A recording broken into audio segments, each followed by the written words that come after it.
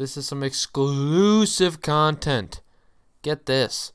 An actual view at something in my portfolio. Can you believe it? Can you believe it? An actual screenshot from my portfolio. And guess what? I may have covered up the percentage of my portfolio. You want to know why? That's a secret. You can find that out at a later date. But I wanted to show off one of my most recent and biggest winners. Tapestry brands. Tapestry, okay? So what made me pick up Tapestry? This is going to emphasize the importance of looking for in my opinion, I think there's this very handy thing that comes out on Seeking Alpha every single day. There's several different ones on every different sector. It's the biggest gainers and losers for the day. It's absolutely something to look at. Because you can pick up some snags of some deals. So Tapestry was not a company I was actually that aware of until I saw it on the Biggest Losers tab one day, and they were down huge. So I looked into the company. I saw that dividend yield, and I got whoa excited. So you want to know what I did? I did my research, and I bought a small position of 10 shares. Nothing major,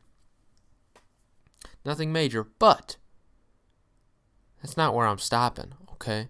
I bought 10 shares originally, and I did not expect this quick of gains. I wanted to add a lot more into this position just due to the dividend, and I'm already up 33% on it, 33.5% up on this position, which is it's freaking insane. I didn't expect it. Obviously, the stock just rebounded so quickly after taking that loss. I didn't expect it because I wanted to actually put more capital into this. But at some point, I'm not saying it's insane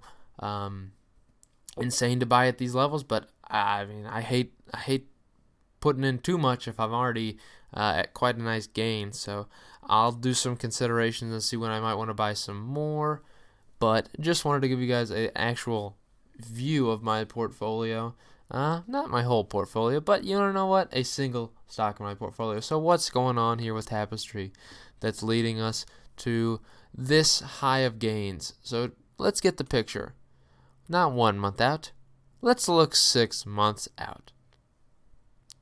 After an earnings report, as you can see, this stock went down around 28 to 30% in a single day, which is why I saw it on the Biggest Losers tab. Wow, 28% in one day. So what's happening there? So that's why I got interested, right? And since then, in August, there's been a steady recovery up 35%. From that point, from its lowest point, around 38% up. So I could have gotten even more of a gain, but 36. I mean, I'm not going to be upset about 33.5% by any means. So Tapestry, if you didn't know who they are, they own Coach, Kate Spade, and Stuart Weitzman. Basically, fashion company. I mean, they own a couple different fashion brands, which is a somewhat contrarian investment, I might say, to an extent. Because you think about it, people are really considering that the era of retail to be dying, and a lot of these places, like a Coach store, you're really going to see in a mall, or a Stuart Weitzman. I mean, Stuart Weitzman makes very high-end clothing. Coach, obviously, very high-end, and Kate Spade, very high-end. High-end. You want to know what? Hey, that's all I could tell you. This is the fundamentals here. I like them. I like the dividend yield of this company, and they just reported earnings too, which I want to point out if we're talking about Tapestry. So, beat on an EPS standpoint of 3 cent. 3 cent. Revenue down 1.4% year over year, missed by 20 million. So obviously not fantastic. That's pretty well. That's really just flat revenue year over year. So the shares took initially a beating after hours, but ended up really nothing happening. Again, we'll see how things go, but not really much of a response as a result. It was pre-market, at least that was. So, I mean, again, we see nothing post-market, but again, we ended up positive today, even though reported earnings in the morning. So Tapestry's worth comp sales rose 1% for the Coach brand versus a consensus of 0.9, and Kate Spade sales fell 16% versus a minus 18% consensus. So obviously, it's not good to see negative, sales growth. Yeah, I mean, that's not sales growth, that's sales decrease. But it beats the consensus, and so does the Coach brand. So total sales fell 2% during the quarter on the reported basis, and dropped 1% if FX swings are factored out. So, that's not awful. Operating margin fell 110 basis points to 12% of sales, and tops the consensus estimate mark of 10.2%. That's good. Obviously beating in terms of that operating margins factor, especially when you got to pay out a dividend. Inventory at the end of the quarter was up 7.2%. Obviously, you don't want a bunch of inventory. It could be concerning. You end up, the more supply you have, you probably will end up having to sell at lower prices just to get the merchandise out of the way. We are focused on becoming more agile, continuously leveraging data and technology to increase our productivity and speed to market.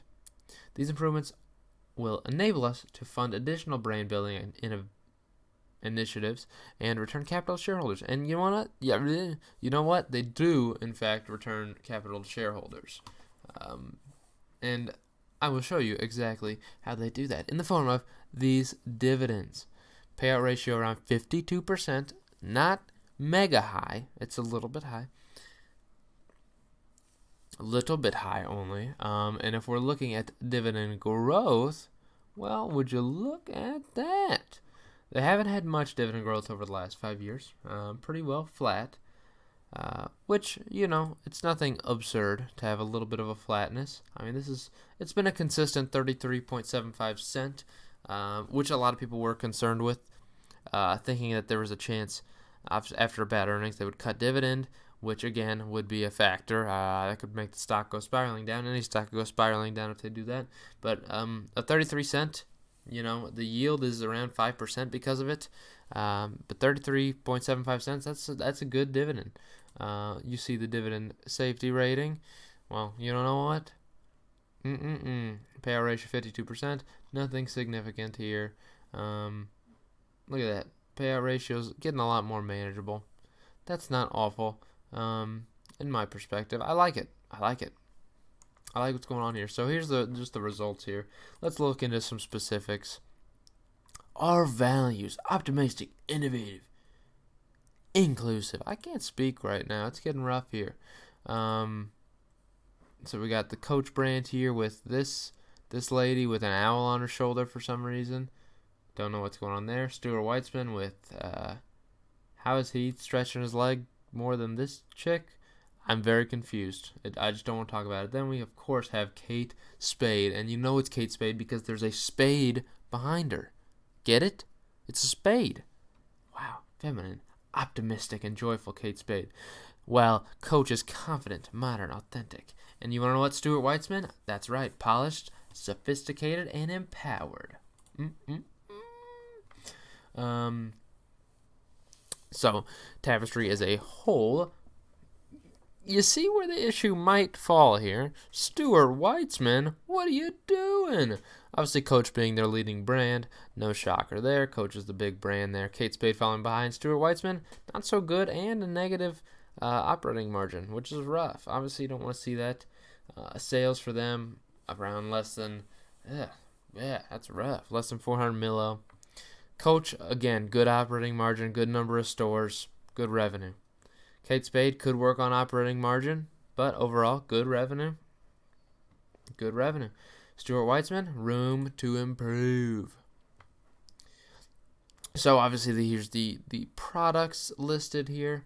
So obviously, women's handbag. You want to know what? That's being their main thing, which again is the Coach brand. So that's what you expect. Most of their business is done in North America. And most of it's direct to consumer, which makes plenty of sense. They're going to do it in their own stores. Opportunity across brands in the attractive and growing global premium handbag and accessories, footwear, and outerwear markets. Handbags and accessories, $48 billion in 2018 fiscal year. And you want to know what? 7% growth year over year in fiscal year 2019. 7% growth. I like that. I like growth.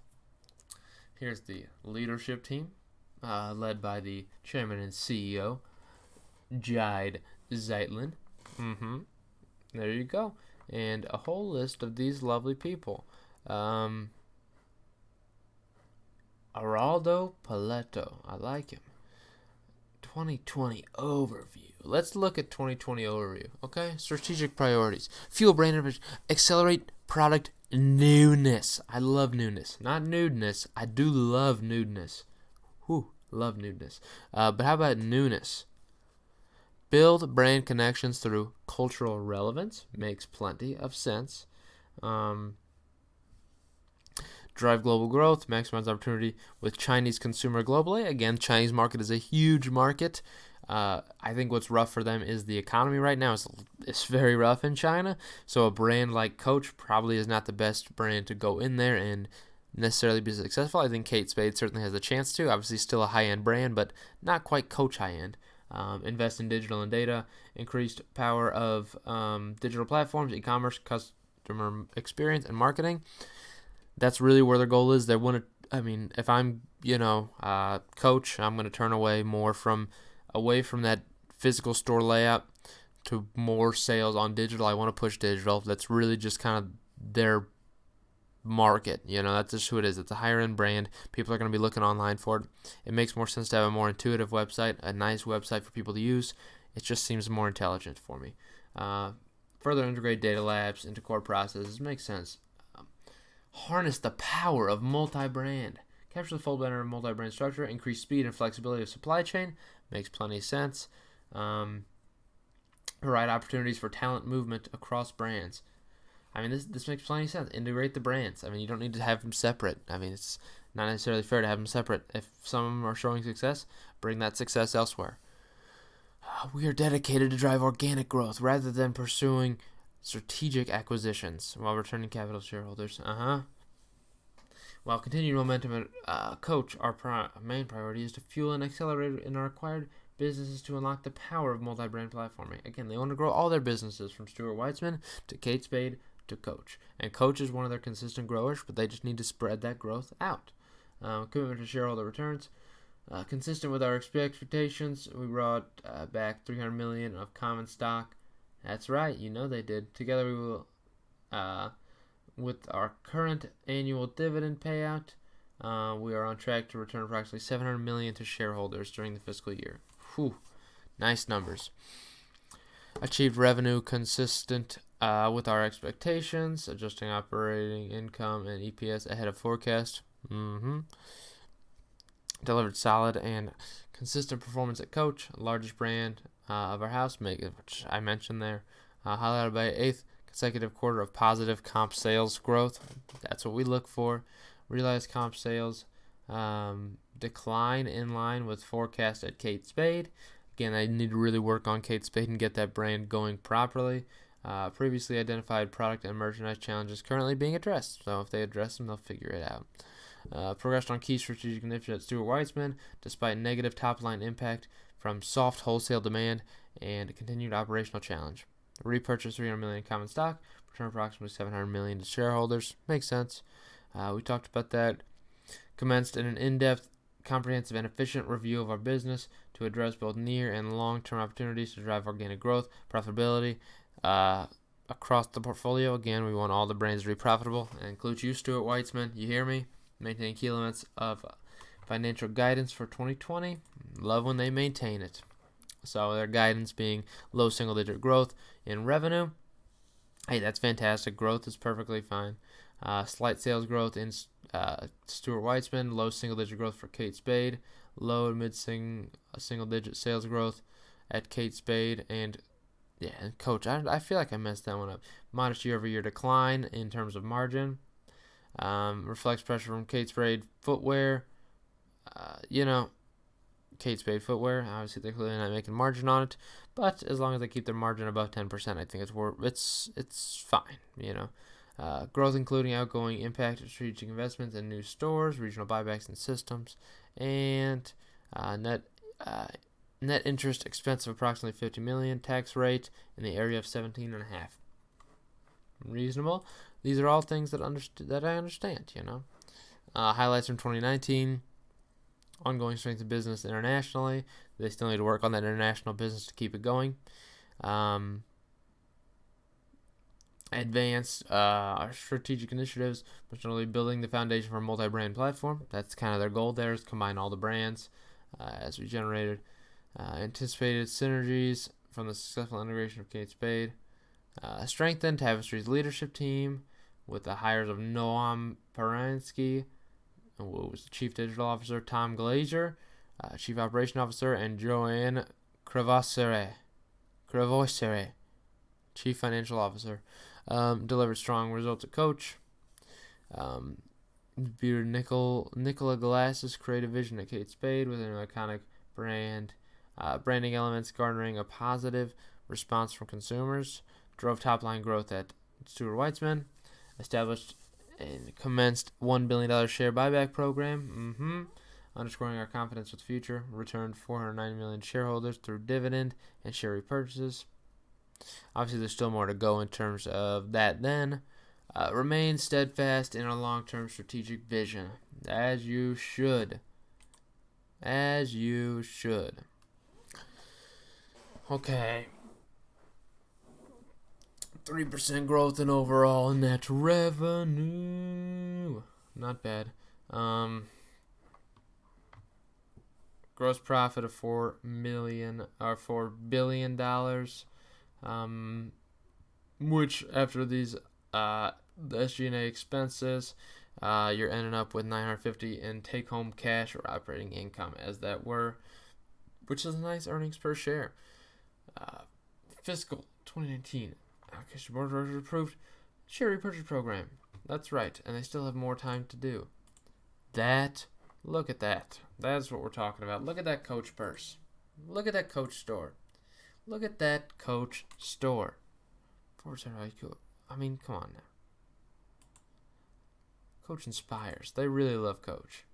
They're really talking about Coach a lot, We talk about Coach quite a bit.